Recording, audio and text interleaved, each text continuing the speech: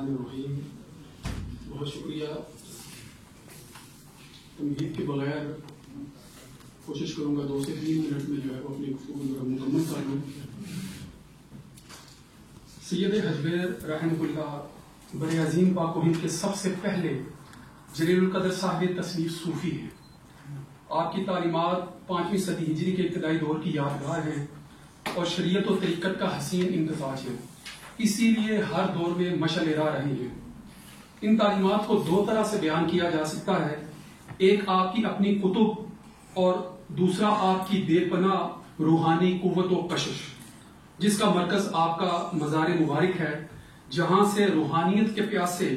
اپنی باطنی پیاس مسلسل بجھاتے چلے آ رہے ہیں. ماضی کی طرح یہ دونوں پہلو جدید دور میں بھی بحیثیت مصدر اپنی معنویت کو برقرار رکھے ہوئے ہیں. یہ زمانہ کی ستم ظریفی ہے کہ سوائے کشف المحجوب کے آپ کی تصانیف میسر نہیں ہے اور زمانہ کی دست برد کا شکار ہو چکی ہے. اسی وجہ سے شاید بعض اہل علم نے کشف المحجوب کو بھی جو ہے وہ اس کے نسخہ کو بھی جو ہے وہ مشکوک قرار دینے کی کوشش کی ہے، مگر جو ہے وہ یقیناً اہل علم اس کی صحت سے جو ہے وہ بخوبی آشنا ہیں. میں اس حوالے سے جو ہے وہ نئے محققین کے لیے جو ہے وہ ایک گوشہ ضرور جو ہے وہ اس کی طرف نشاندہی کرنا چاہوں گا کہ جو لوگ سید حجویر کو، ان کی حالات زندگی کو اور ان کی کتاب کو موضوع بنا کر جو ہے وہ ایم فل یا پی ایچ ڈی سطح پر جو ہے کچھ کام کرنے کا جو ہے وہ ارادہ رکھتے ہیں، تو اس کشف المحجوب کی استنادی حیثیت پر بہت زیادہ فوکس کرنا ہوگا. کتابوں میں استنادی حیثیت کے حوالے سے بہت کم چیزیں جو ہے وہ موجود ہیں. میں نے اپنی اس آرٹیکل کے اندر جو ہے وہ تقریباً جو ہے وہ 7ویں اور 8ویں صدی ہجری تک جو میسر حوالے تھے ان کو جمع کرنے کی کوشش کی ہے، مگر ابتدائی دور کے حوالے جو ہیں وہ ابھی بھی جو ہے وہ تشنا ہے کہ ان کو جو ہے وہ تلاش کیا جائے اور قدیم سے قدیم نسخوں کی نشاندہی کر کے جو ہے وہ اس احتمال کا جو ہے وہ خاتمہ کیا جائے کہ جو لوگوں کے ذہن میں ہے کہ شاید جو ہے وہ اس کی استنادی حیثیت جو ہے وہ کچھ مشکوک ہے، تو اس پر جو ہے وہ خصوصی طور پر جو ہے وہ کام کرنے کی ضرورت ہے. موضوع چونکہ تعلیمات سید حجویر کی اصلی معنویت ہے، تو اس اعتبار سے اس کتاب کے موضوعات ہی جو ہے وہ اس بات کا منہ بولتا ثبوت ہیں کہ اپنے اندر جو ہے وہ جس حقیقت کو یہ موضوعات لیے ہوئے ہیں وہ ان کی موجودہ دور میں کیا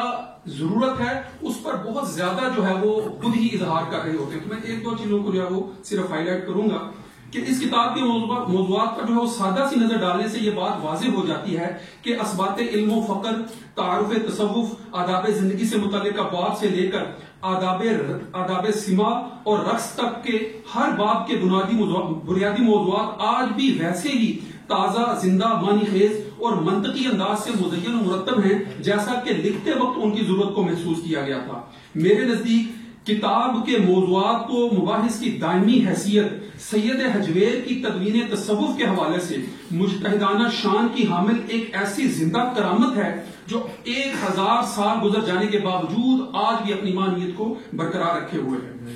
کشف المحجوب کے موضوعات کا ایک بڑا حصہ جو ہے وہ 5ویں صدی ہجری کے ابتدائی دور تک کے اکابرین رجال تصوف اور ان کے نظریات سے آگاہی پر مشتمل ہے.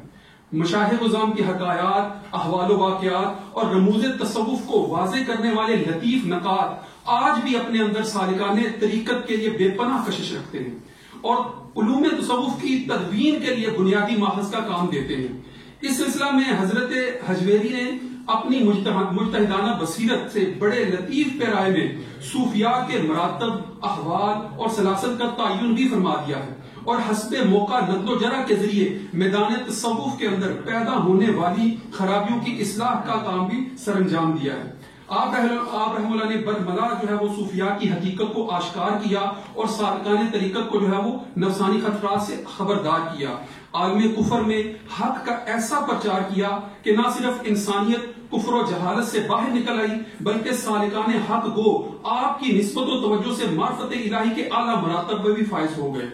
سید حجویر کے آشکار کردہ نفسا نفسی کے فتنے ماضی کی طرح جدید دور میں بھی جو ہے وہ مزید بڑے پیمانے پر دنیا کو اپنی لپیٹ میں لیے ہوئے ہیں اور بنی نوع انسانیت کے مابین رواداری کے خاتمہ کا سبب بنے ہوئے ہیں۔ ان فتنوں کے سد باب کے لیے سید حجویر رحمہ اللہ کی تعلیمات کو اجاگر کرنا اور حقیقی اخلاقی قدروں سے دنیا کو آگاہ کرنا فتنوں میں مبتلا اقوام کے لیے امن کے قیام کی طرف ایک اہم اقدام ہو سکتا ہے۔ چونکہ آپ کی حیثیت برے صغیر پاک و ہند میں تبلیغ دین، دعوت و ارشاد اور راہ سلوک سے متعارف کروانے کے حوالے سے مقدمات الجیش کی ہے، اس لیے آپ کے مزار کی نسبت لاہور کو مرکز الاولیاء کا درجہ حاصل ہے۔ آپ کے مزار مبارک کے قریب حضرت خواجہ معین الدین چشتی رحم اللہ نے چلہ کشی کی اور نور باطن کی دولت سے فیض یاب ہوئے اور اس زبان زد عام شعر کے حامل قرار پائے جس کے متعلق اگر یوں کہا جائے کہ تعلیمات سید حجویر کی دائمی معنویت کو خلاصتاً اس شعر میں سہل ممتنع کی سند کے ساتھ بیان کر دیا گیا ہے تو کسی صورت میرا یہ بیان جو ہے وہ غلط نہیں ہوگا۔ شعر ملاحظہ کیجئے کہ گنج بخشے فیض عالم مظہر نور خدا ناقصانہ پیر کامل کامل آرا رہنما۔ شکریہ۔